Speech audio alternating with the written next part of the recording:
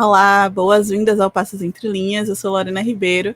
Nesse vídeo eu estou com uma convidada super especial para conversar sobre o mês de conscientização do autismo, agora em março. A Anne Kiangala já participou de algumas vídeos aqui no Passos Entre Linhas, inclusive falando sobre nerdiandade, que é o foco do seu projeto, o Preta e Nerd. Ela é doutoranda na área de letras e literatura e fala também bastante sobre autismo atualmente, porque ela teve o diagnóstico recente de autismo e ela compartilha a partir de suas experiências e também de suas leituras teóricas. É sobre isso que a gente vai falar aqui agora. Quero chamar esta maravilhosa Anne Kiangala. Boas-vindas. Oi, Lori. Muito obrigada. Obrigada pelo convite e pelo espaço para a gente conversar sobre essa questão tão importante. Você quer compartilhar, antes da gente começar a falar de fato sobre a questão das leituras, introduzir para as pessoas como foi essa ideia de você compartilhar no Preta e Nerd, que é um espaço em que você compartilha questões de seus trabalhos acadêmicos também, né? Porque você estudou as heroínas da Marvel, por exemplo, no mestrado, acho isso incrível.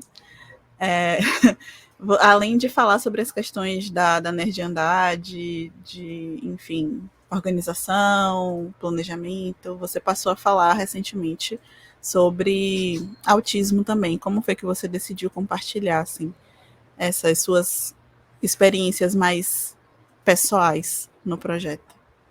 Bom, eu acho que o Preto e Nerd ele sempre foi sobre a minha experiência e sobre o meu momento, assim, né? Então, desde que eu comecei, assim, eu venho falando em algum momento sobre série, muito sobre série X, muito sobre jogo Y.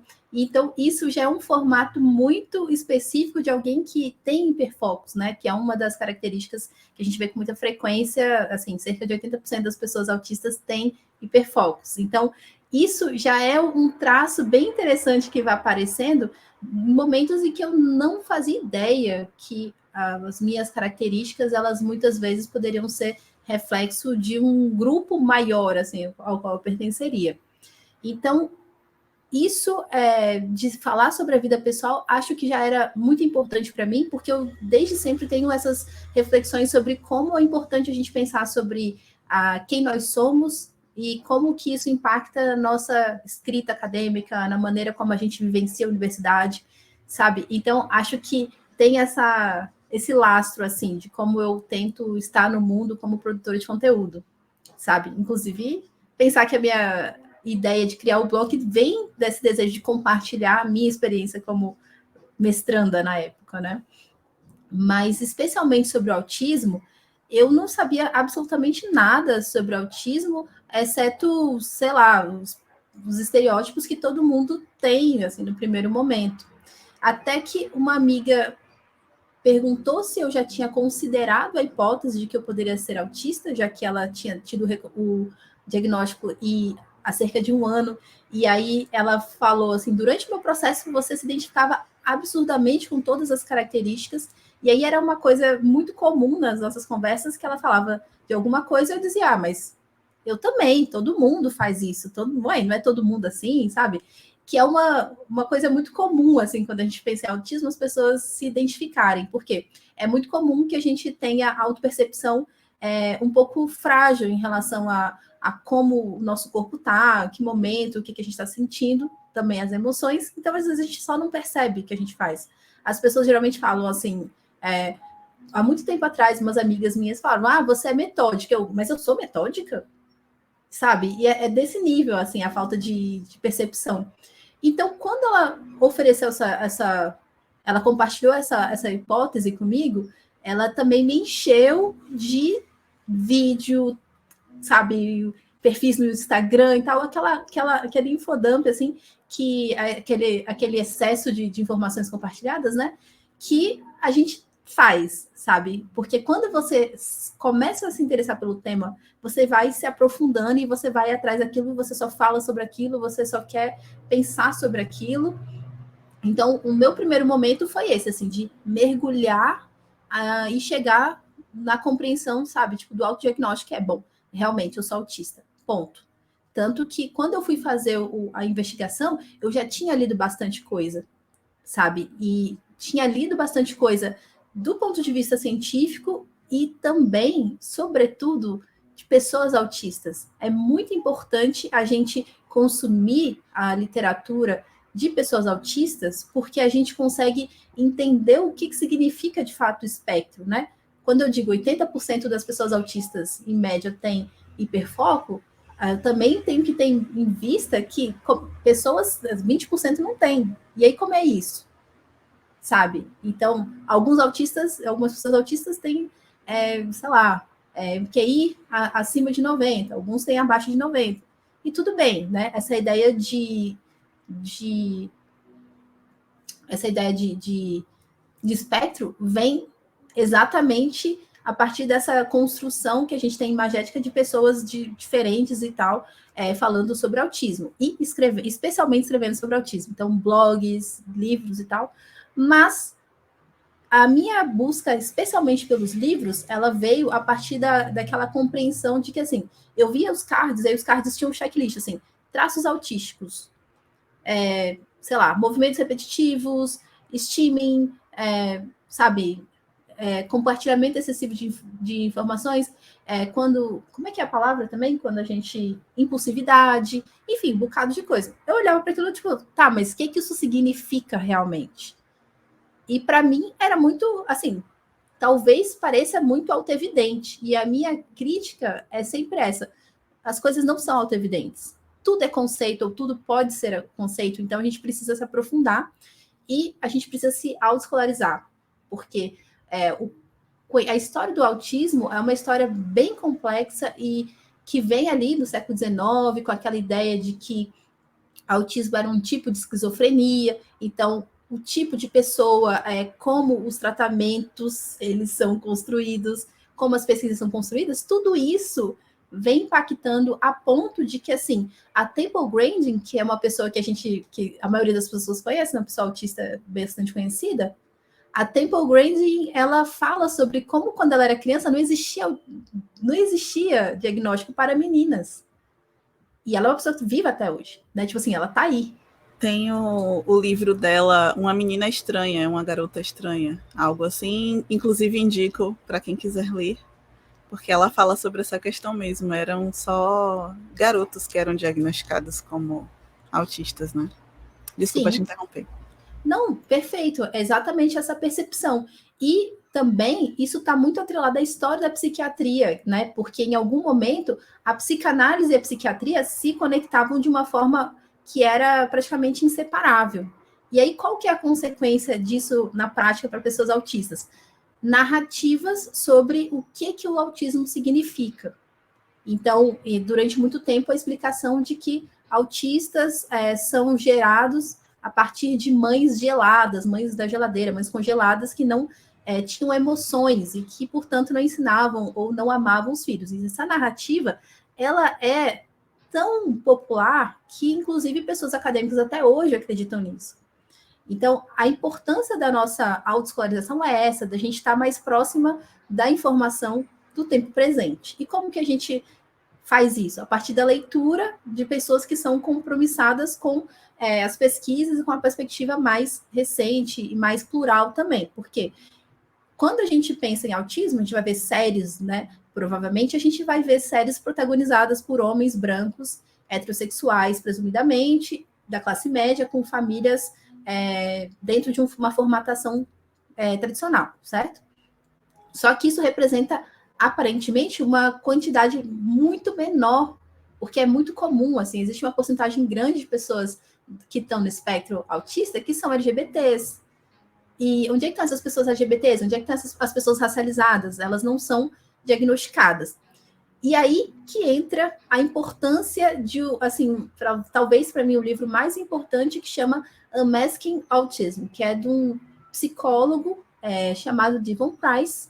Ele é um acadêmico que também teve diagnóstico tardio, e é uma pessoa que passou assim, quando você lê a introdução desse livro, é impressionante, assim, ele passou pelos mesmos processos. Eu era uma pessoa adulta que ia para a internet e pesquisava como ter amigos. E aí, assim, para muitas pessoas, esse tipo de coisa, sabe, eu amo a WikiHow, porque a WikiHow ela normaliza uma série de coisas que parece que a gente tem que nascer sabendo. Então, como criar amigos? Como explicar para o seu amigo, para sua amiga, que você não quer sair naquele dia? Sei lá. Qualquer coisa que pareça muito simples para boa parte das pessoas, mas que a gente precisa ter para se conectar ali com as etiquetas de socialização e tal, que não são intuitivas. Então, nesse livro, o Divan, ele fala bastante também sobre a importância da gente olhar para pessoas racializadas, pessoas da classe trabalhadora, mulheres, esses grupos que historicamente não têm sido vistos como possibilidade, assim, né? Tipo assim, o diagnóstico não é visto para esses grupos como uma possibilidade. Na verdade, a gente tem sido excluída sistematicamente dessa hipótese, sabe? Há muito tempo. Então, existe esse imaginário de que, assim, isso aqui é uma doença de homens brancos da classe média. Então, a partir disso, você vai no psiquiatra, o psiquiatra, ele não vai ter hipótese para mim, por exemplo, porque eu sou o oposto disso. Então, não pode ser. Ou eu tenho um transtorno de personalidade, ou eu sou só uma pessoa, né, porque eu sou negra, logo eu sou uma pessoa que está passando por uma privação material muito severa, portanto, eu estou traumatizada por isso. Então, tipo, sabe, grandes narrativas.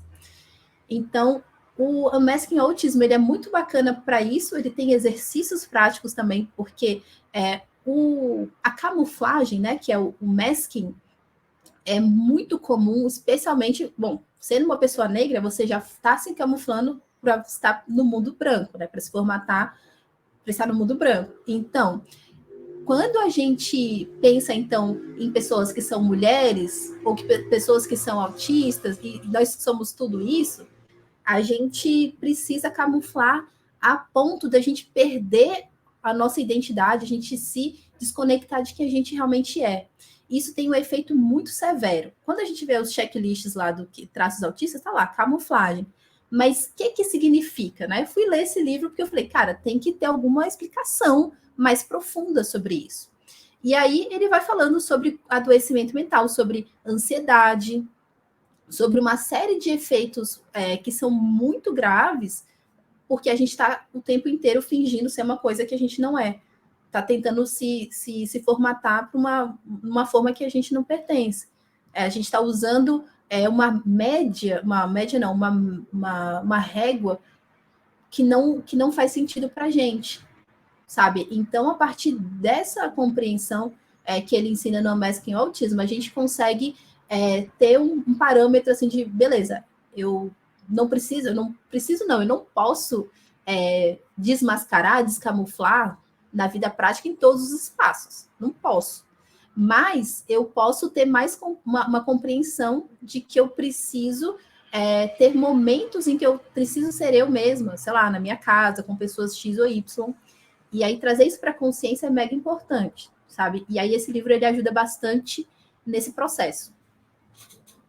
Bacana, a gente conversa bastante no off, né, sobre, eu acho que sobretudo o masking, o hiperfoco, que é algo que é característico também de pessoas com TDAH, né, e o shutdown e o meltdown.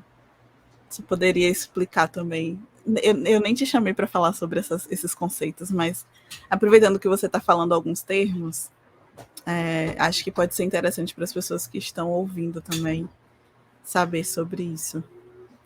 Nossa, mas eu posso falar horas, assim, essa aqui é a questão. Eu preciso sintetizar aqui para não ficar falando horas no vídeo de 12 horas. Mas, assim, basicamente, quando a gente pensa em autismo, uma das características, né, do nosso cotidiano, assim, são as crises. Também está lá nesses checklists, assim, todo autista e toda autista tem crise. E aí, isso foi uma barreira para mim. Eu falei, mas eu não tenho crises, então eu não sou autista. E aí eu comecei a assistir um monte de vídeo, e aí as pessoas falavam, tem uma youtuber que eu acho que é muito bacana, assim, que ela faz muitos vídeos informativos, que é a Juliana Vlasic, que é não vou lembrar agora o arroba que ela mudou. Mas a Juliana Vlasic, ela fala sobre... Tem um vídeo em que ela fala sobre... Cara, sendo mulher, qual a diferença de uma crise autística para uma TPM? Como que eu vou saber diferenciar isso se a minha autopercepção, né, a percepção do meu corpo ela é prejudicada. E aí é muito bacana quando ela vai descrevendo como que ela percebe para ela. Claro, cada autista é diferente, mas só dela dizer que, bom, existe uma relação entre a TPM e a tensão pré-menstrual e as crises, isso já dá já dá aquele start para a gente pensar sobre essas questões. Ainda assim, eu fui atrás de um outro livro, que é o Managing Meltdowns, que é um livro, né? Tipo, ele tem um título super grande, mas basicamente ele tem um método que é o SCARED, que é uma técnica para a gente gerenciar as crises. E aí, olha que interessante. Esse livro foi escrito uma parceria entre uma autista, que foi diagnosticada tardiamente, que é a Deborah Linsky, e um médico, professor universitário também, que é o Will Richards. E aí eles fizeram essa parceria que é a melhor coisa que tem. Nesse livro, que curiosamente chama Gerenciando os Meltdowns, eu acho curioso porque a introdução é maravilhosa. Eles falam sobre como que as crises autísticas, elas são socialmente filtradas. A gente tem um meltdown, que é uma crise mais externa, então ela envolve gritos, as pessoas podem se machucar durante esse processo, podem machucar outras pessoas. Então, é uma crise muito visível. E essa crise muito visível, para pessoas negras, ela põe pessoas negras numa situação muito complicada, assim, tipo, de risco de morte, por exemplo. Né? Porque você está numa loja, você tem um meltdown, assim, uma explosão externa, você pode ser vista de uma forma muito estigmatizante, e a partir disso as pessoas se sentem legitimadas para qualquer tipo de violência. Então, é muito comum que pessoas negras, ou pessoas que sejam mulheres, ou pessoas LGBTs, não tenham tantos meltdowns neste formato. Ao passo que homens brancos e tudo mais são socialmente autorizados a terem meltdowns. Assim, mesmo que as pessoas vejam como birra, como, sabe, uma coisa infantilizante, essas pessoas não estão correndo risco de morte, sabe? Então, tem essa questão do meltdown dessa forma. Só que a gente também pode ter meltdowns em que a gente tem crises de choro, você chega e você não consegue parar de chorar, que são crises também externas, que também causam desconforto na outra pessoa. Então, o livro chama Gerenciando o Meltdown, porque o meltdown, ele quebra a rotina do espaço, ele quebra a rotina das outras pessoas, as outras pessoas se sentem incomodadas, então demanda um gerenciamento dessa crise, para voltar à ordem das outras pessoas, sabe? Não é sobre a pessoa autista tendo uma crise. E o shutdown, por outro lado, é uma crise, é uma explosão para dentro. Muito comum para pessoas racializadas, muito comum especialmente para pessoas que são mulheres, são LGBTs, pessoas trans e tal. Porque a gente já é esperado, né? Porque se eu sou negra, a imagem de controle da barraqueira já vai ao encontro da imagem do meltdown. Porque se eu sou negra, eu não posso estar tendo meltdown. Eu sou uma negra raivosa, barraqueira e tal.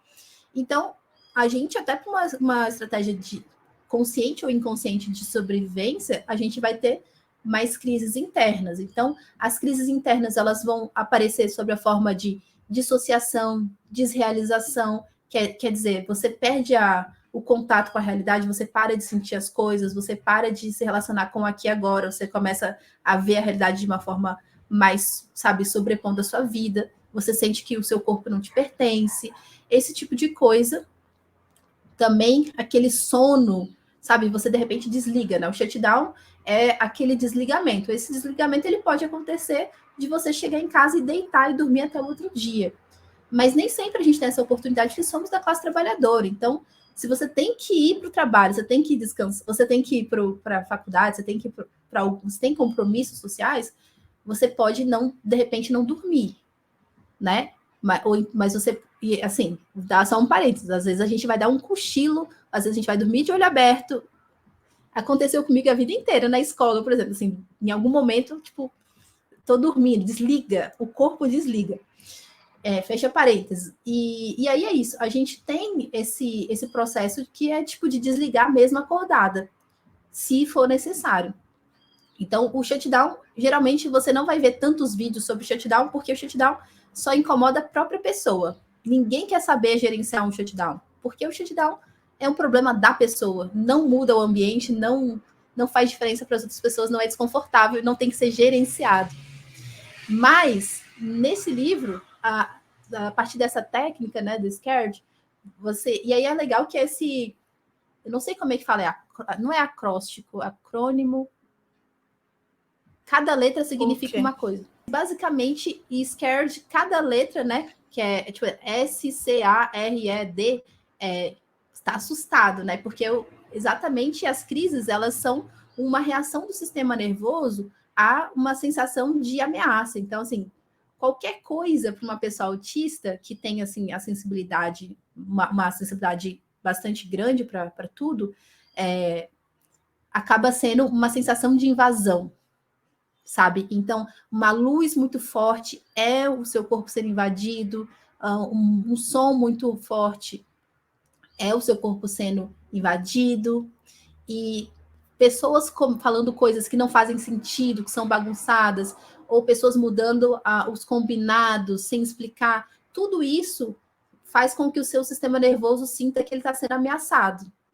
E tudo isso, né, pode ser algum motivo para a gente ter algum tipo de crise. Então, lendo esse livro, eu entendi que, bom, na verdade, sim, eu não só tinha crises, como eu costumava ter muitas crises, especialmente em ambientes de trabalho, em faculdade, esses ambientes em que a gente tem que se formatar, né? Tipo, a gente tem que entrar numa forma que não faz sentido. E aí entra uma coisa muito interessante sobre a crise autística, que é, muitas vezes a gente vai entrar em crise porque uma coisa não faz sentido. Então, uma coisa não faz sentido, e aí você vai ficar com aquele pensamento ruminativo, aquele pensamento ruminativo vai começar, de repente ele toma o seu corpo e você, pá, ou você grita com alguém. Sabe quando você grita e você não sabe, tipo assim, parece que é outra pessoa dentro de você que está gritando, sabe? Você perde essa conexão com esse eu, e pode durar um segundo, pode durar muito tempo. Então, a gente passa por isso, só que eu só tive a dimensão do que era a crise quando eu li esse livro, que eu falei, agora eu sei, e eu passo por isso sim. E aí, com essa técnica, eles vão ajudando a gente, tanto é um livro útil para pessoas autistas, como para pessoas não autistas, porque essa técnica te ajuda a gerenciar a questão do input e do output, que é tipo os estímulos que entram e os estímulos que saem.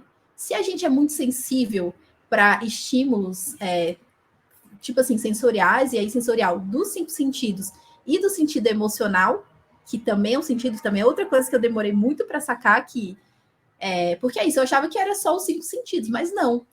Essa questão do entendimento, a frustração é uma coisa também que gera muita crise.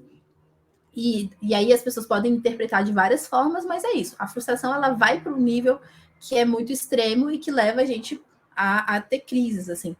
E aí, com esse livro, a gente já vai aprendendo a gerenciar também, a filtrar isso, né? O que entra e o que sai. Então, se eu sei que eu vou para uma situação estressante, o que eu posso fazer antes? O que eu posso fazer durante? O que eu posso fazer depois? E se eu estou acompanhando uma pessoa autista, o que eu posso fazer para ajudar essa pessoa a equilibrar mais o que entra e o que sai de estímulo, por exemplo? Porque a questão das crises é exatamente isso, assim, a falta de regulação, quer dizer, a desregulação, a sobrecarga. E aí eu gosto muito da metáfora, tipo, que a gente usa quando a gente está estudando circuitos, assim, tipo, a gente tem um resistor que não dá conta, tipo, sabe, você coloca ali uma tomada, tipo, e ela vai esquentar e vai queimar. Então, como é que o nosso cérebro se defende desse processo? Através de uma crise, que é explodindo ou apagando. E aí, quando a gente entende isso, fica muito mais simples, né? E a gente aceita melhor também, porque a crise tem um processo também, depois de cansaço físico, de vergonha, dependendo do que você fez, que precisa gerenciar. E quando a gente tem nome, quando a gente tem forma, né? Quando a gente tem estratégias e ferramentas, fica mais fácil. E esse livro oferece tudo isso que eu falei. Maravilha, e engraçado que eu estou pensando, tudo que você está falando está me fazendo pensar que pessoas autistas estão sempre praticando o masking, né? Essa de mascarar. Como eu vou lidar com o meltdown? Mascarando o que você está sentindo. Como eu vou lidar com o shutdown? Como é que eu vou fingir que eu não tô morrendo de sono aqui, que eu estou precisando me desligar? Aí você vai mascarar o que você está sentindo. É complicado. Eu fiz algumas leituras eu fiz algumas leituras com protagonismo autista, já apresentei aqui no canal algumas vezes, e fazendo leituras a partir dos textos que você sugere e tal. Eu tenho pensado sobre a questão de pessoas que são neurodiversas e estarem sempre precisando se adequar ao universo das pessoas neurotípicas, sendo que poderia ser o contrário, né? Eu estou me colocando como neurotípica, mas eu nem sei se eu sou neurotípica, enfim, questões.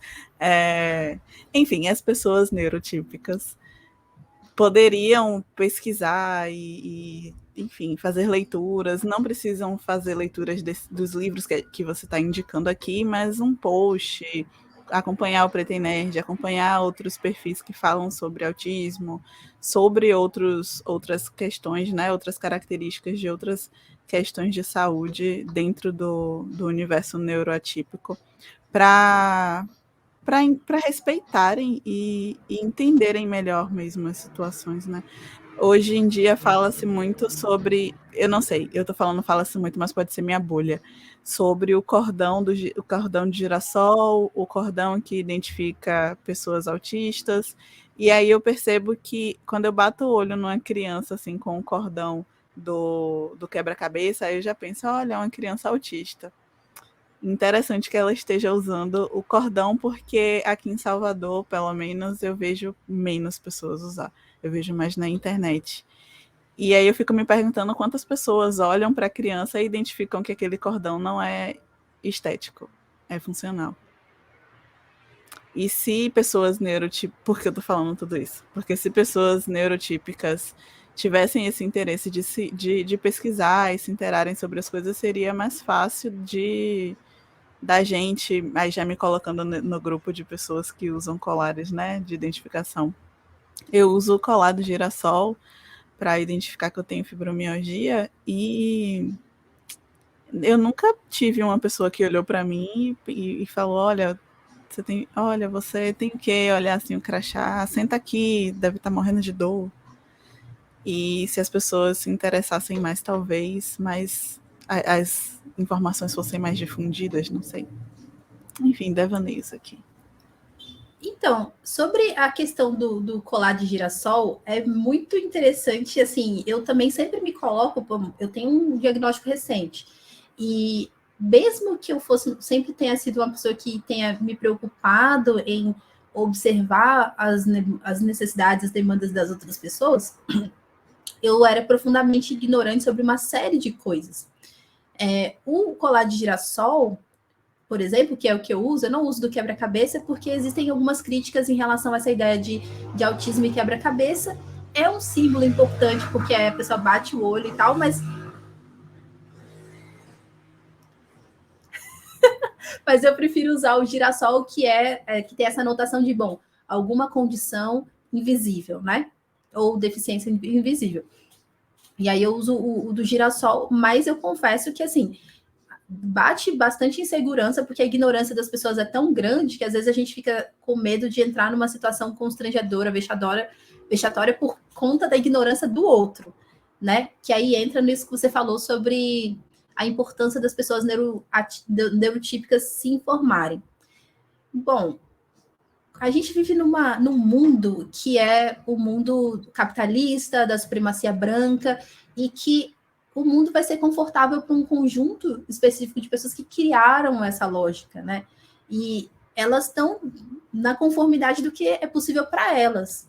E aí, nesse sentido, a grande questão é elas não estão sendo exatamente contraditórias, porque para elas isso não é tão ruim, isso não é tão difícil, e elas não são levadas, portanto, a pensar sobre isso, sabe? E até gosto de pensar na palavra do semeador da Octavia Butler, porque o livro é exatamente sobre isso, né? Se o mundo fosse governado por alguém que sente o que os outros sentem, a gente estaria num mundo que seria mais preocupado. Aí a gente tem essa metáfora da hiperempatia como uma chave, né? Tipo, uma possibilidade de se conectar com o outro de uma forma muito radical. Mas assim, a empatia, né, sem ser a hiperempatia, ela já é bastante produtiva. Bom, conviver com pessoas com condições diferentes da minha me motivaram a não somente entender o que a condição demanda, tipo, como a vida da pessoa é moldada a partir da condição, mas, tipo, de ouvir esta pessoa, porque nem todas as pessoas com fibromialgia, elas vão viver ou sentir ou ter as mesmas demandas, necessidades que Lorena, porque Lorena está num contexto, tem uma idade, foi diagnosticada X ou Y, e então eu preciso ouvir a Lorena também, além da coisa geral, assim. Então eu tenho aprendido sobre isso e acho que, sendo uma pessoa com deficiência, isso já mostra que, bom, no final das contas a gente tem muitos passos a tomar, porque mesmo pessoas autistas, por exemplo, elas não necessariamente são empáticas a pessoas, sei lá, com TDAH, ou a pessoas com fibromialgia, ou a pessoas racializadas. Porque quando a gente fala em acessibilidade atitudinal, a gente está pensando numa forma mais global, que é tipo, olha, a gente precisa de um mundo em que a gente não crie barreiras para as pessoas.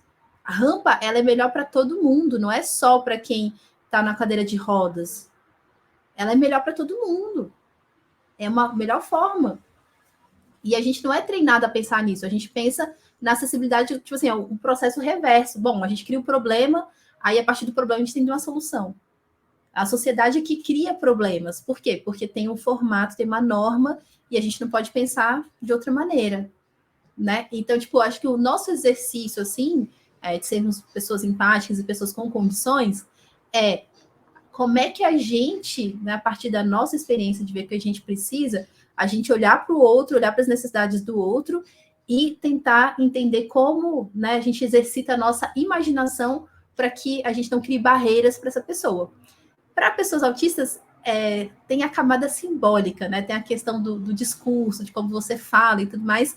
E aí, às vezes, pode ser mais fácil a gente começar com questões mais práticas. Bom, uma pessoa com fibromialgia, ela talvez precise sentar, então eu vou dar essa vaga no ônibus para essa pessoa. Ao mesmo tempo, entender que, bom, a gente deve perguntar, né? Porque às vezes essa bondade, assim, às vezes a Lori não quer sentar, às vezes ela está chegando na casa dela, e aí a gente precisa se educar para também não ser só moralmente correta, a gente precisa ser eticamente justa, a gente precisa escolher o caminho em que reconheça a humanidade, a especificidade das pessoas com condições, com deficiência e tal.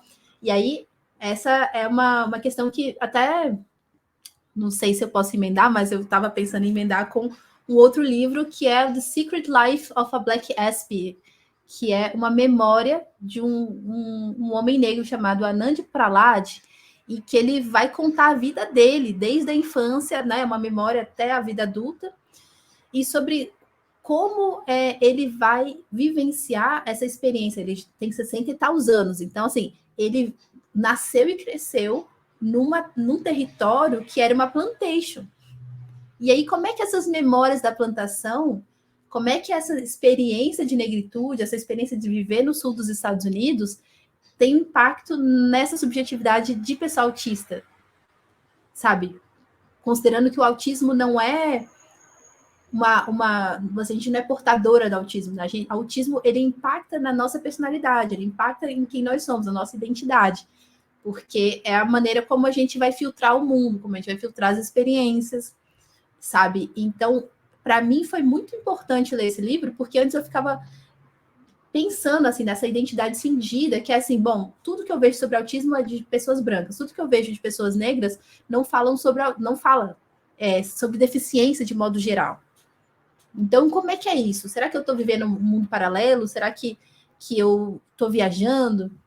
Então, para mim, foi muito importante conhecer esse livro. E o Anand Prahlad, ele vai falando, assim, logo no início, ele fala assim, olha, eu preciso... Ele faz um pacto narrativo, também é literatura, né? Ele convida a gente para um pacto que é o seguinte, tudo que eu estiver falando aqui, eu preciso que você acredite que é exatamente o que eu sinto. Eu não estou usando metáforas, eu estou me comunicando da maneira como eu sinto as coisas. Num primeiro momento, para mim foi muito difícil entender que aquelas cores, as cores das almas das pessoas com que ele convivia, ou a voz da natureza, assim, o canto que ele descrevia, isso era exatamente o que ele sente. Só que lá pelas tantas, assim, eu fui me permitindo, eu falei, caramba, isso não só faz muito sentido, como isso me dá uma chave de leitura para como eu me relaciono e como eu me comunico com o mundo. Porque, de fato, muitas vezes a gente escreve coisas que as pessoas acham muito bonitas, às vezes você escreve uma poesia que as pessoas acham muito bonitas, muito simbólicas, mas na verdade aquela poesia é exatamente o que você sente. Não é? Até porque a gente pensa que a literatura ela sempre tem que estar num lugar, assim, num pedestal, numa coisa mais espiritual, e que a sua experiência imediata não é tão válida quanto a abstração, né? Então a gente tem essa dificuldade às vezes. Mas eu acho fantástico isso, porque no final das contas, através desse livro, eu acessei o fato de que, assim, a maneira como eu me relaciono com as palavras, ou com a textura das palavras, as cores das palavras, ter que usar exatamente aquela palavra, porque era aquela palavra exatamente o que eu quero expressar e tal. Pensar no efeito que aquilo causa e tudo mais. Uma coisa meio, sabe, um ritual ali, uma coisa meio ritualística e tal, que passa batido. Quem lê meu texto não vai conseguir, provavelmente, extrair esse processo mais pessoal, mais sensitivo, mais sensorial mesmo, de como eu me relaciono com as palavras. A gente tinha conversado outro dia sobre numa conversa em off sobre a questão da língua, né? A aquisição da primeira língua, e como que pessoas autistas não têm a primeira língua, o idioma corrente, né? A língua nativa, tipo português. Isso. Não é a língua nativa. A língua nativa é a segunda língua. Então, isso faz com que a nossa relação com a língua nativa seja uma relação muito sensorial. Então, é a partir disso, dessa compreensão, aí veja, a importância da identificação. Quando eu vivi isso a vida inteira, quando eu li o livro do Anand Prahlad, aí, de repente, eu falei, nossa, mas é isso aí que eu sinto mesmo. Obrigada por ter escrito esse livro aí, porque senão eu ia viver a vida inteira sem entender, porque é um processo muito interno. E aí a gente chega num ponto que eu acho importante, que é o autismo vem dessa ideia de out, né? Da pessoa estar fora, assim, tipo, fora, assim, apartada do mundo. E aí, quando a gente diz, assim, uma pessoa que nem eu, que fala pra caramba, super, sabe, prolixa e tal, fala, puxa, eu sou autista. Não, mas como assim? Você fala muito, você organiza bem suas ideias, tem um vocabulário legal, assim, tal. E aí as pessoas acham, não, mas não faz sentido. Você não é out, você não tá fora. E, na verdade, tô. Em boa parte do tempo, eu estou fora.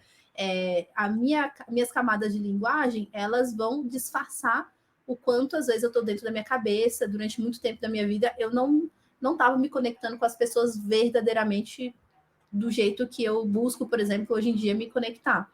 Então, a gente, muitas vezes, está dentro da cabeça, e esse processo de estar dentro da cabeça, ele é tão, assim, natural, que aí a gente vai, por exemplo, passar por um processo que nem esse, de que, assim, as palavras têm textura, e eu nunca falaria com outra pessoa sobre isso se eu não estivesse pensando a partir do livro do Anand Prahlad, porque é só o meu mundo interior, é só a minha paisagem interior, sabe? Como é que é isso? Então, sim, Eu eu tô consigo apartada. entender. Não, eu falei, eu consigo entender. Sim. E aí, nesse sentido, tem um livro também que eu acho muito importante, assim, talvez eu diria que, assim, se você quer saber sobre autismo, acho que o primeiro livro a ser lido, do meu ponto de vista, ele chama A Diferença Invisível, que é uma história em quadrinho, na verdade. Conta a história de uma moça francesa que ela vai falando um pouco sobre a rotina dela, né? Especialmente que ela vai sempre na mesma padaria, e ela tem tantas moedas, e ela tem que receber tanto de troco.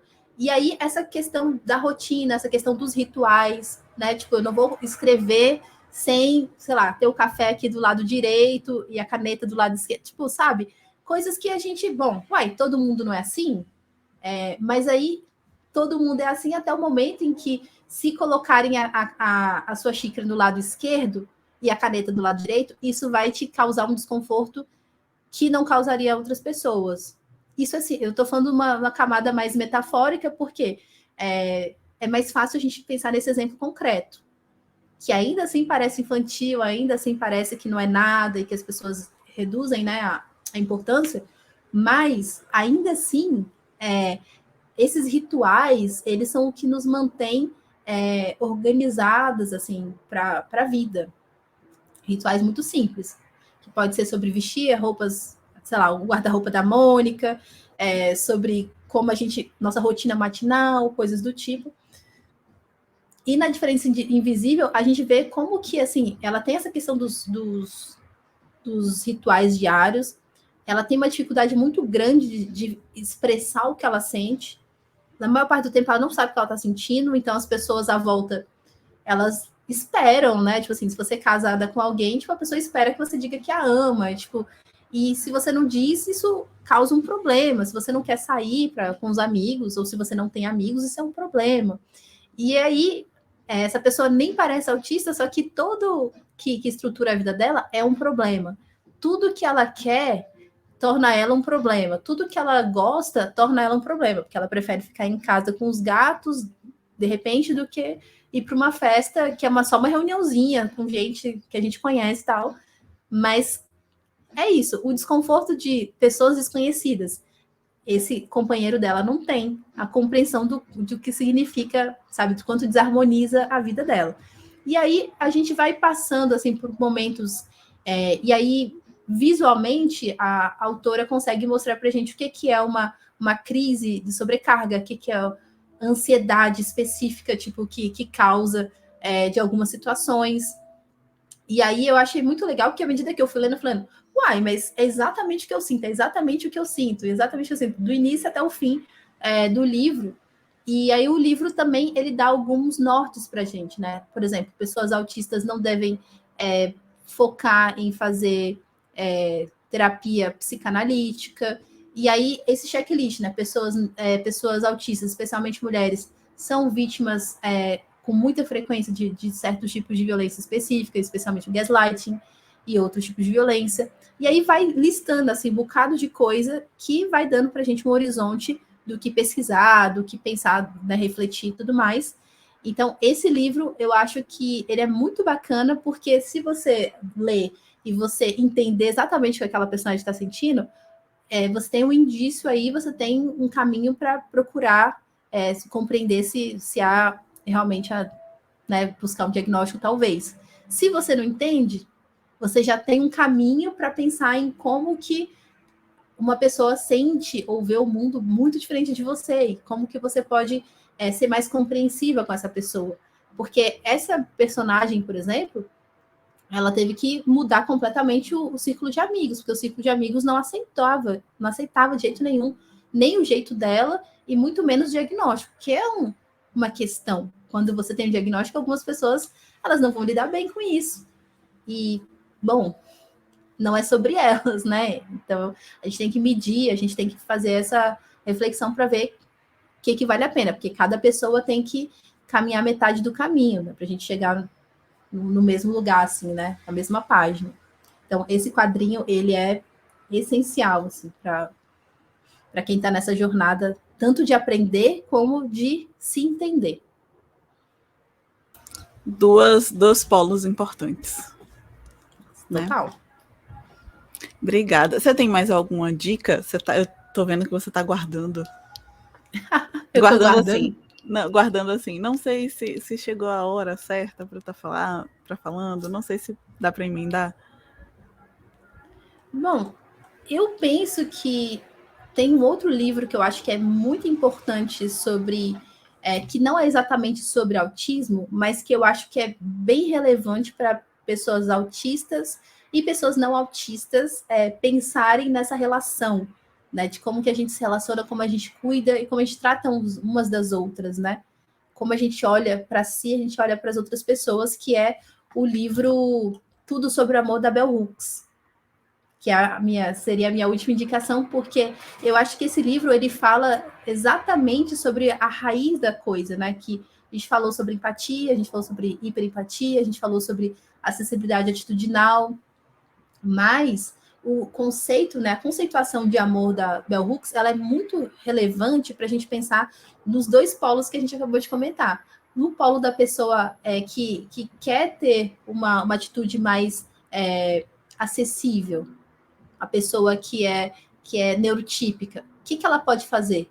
Entender que amor é o desejo e de contribuir para o bem-estar daquela outra pessoa, né? Que aí a Bell Hooks classifica como contribuir para o crescimento espiritual daquela outra pessoa sem esperar alguma coisa em troca.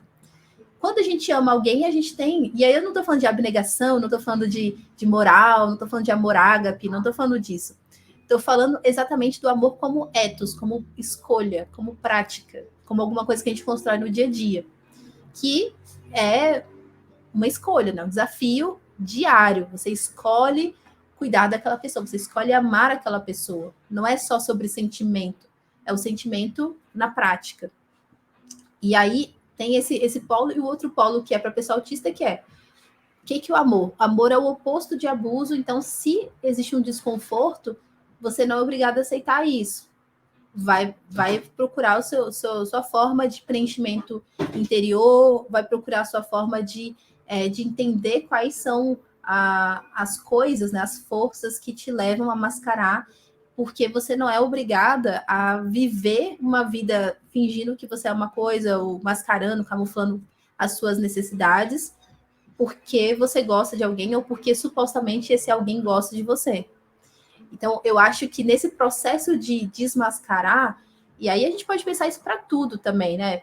Para racismo, para LGBTfobia, tipo, para tudo. Todo mundo que está vivendo no mundo a partir dessa interação que não é nada legal, que é hostil do mundo da supremacia branca, a gente precisa ter essa compreensão, assim, global do que é o amor e, tipo, de auto-amor também, né? Porque a partir dessa visão mais generosa que a gente possa ter da gente mesmo, a gente consegue lidar com as condições sem se ver como inferior e sem internalizar a inferiorização que o mundo empurra para a gente todo o tempo.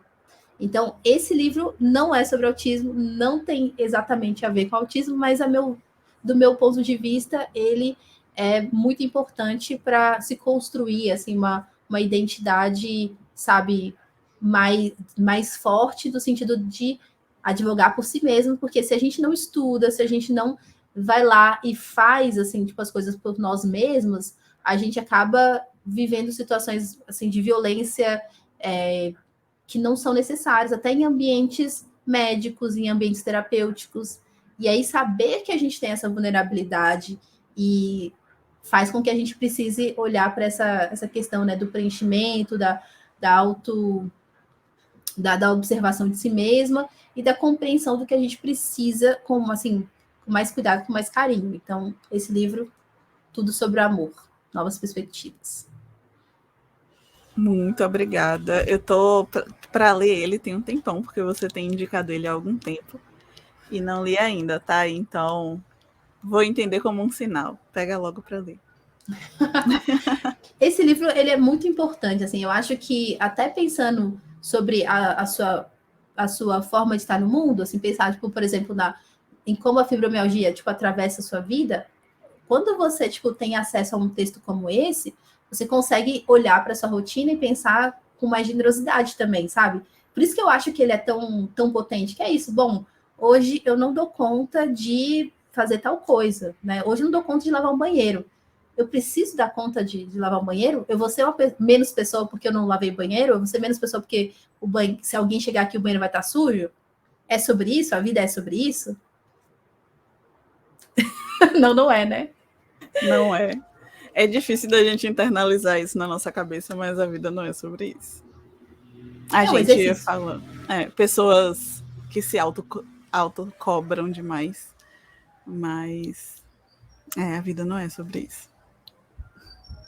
Anne, muito obrigada pelas dicas. Eu estava baixando a cabeça algumas vezes aqui para poder anotar, para colocar em tela, né, os títulos para as pessoas verem, mas eu vou deixar também todos os títulos, link para compra na descrição. Então, se você não conseguiu anotar algum título, você que está assistindo a gente, não fique preocupado, porque está na descrição.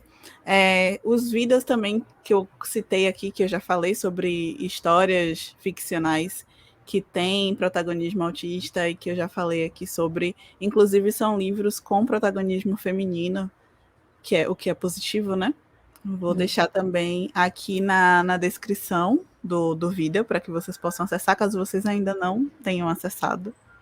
Anne, você quer deixar mais algum comentário para a gente encerrar o vídeo? Eu quero só agradecer assim, por esse momento, essa conversa assim, que foi tão bacana e que é sempre importante a gente pensar sobre questões assim de acessibilidade atitudinal e qual que é o nosso lugar, assim, né? Mesmo ser uma pessoa autista, em que momento da minha vida tipo, eu despertei para essa questão da acessibilidade atitudinal?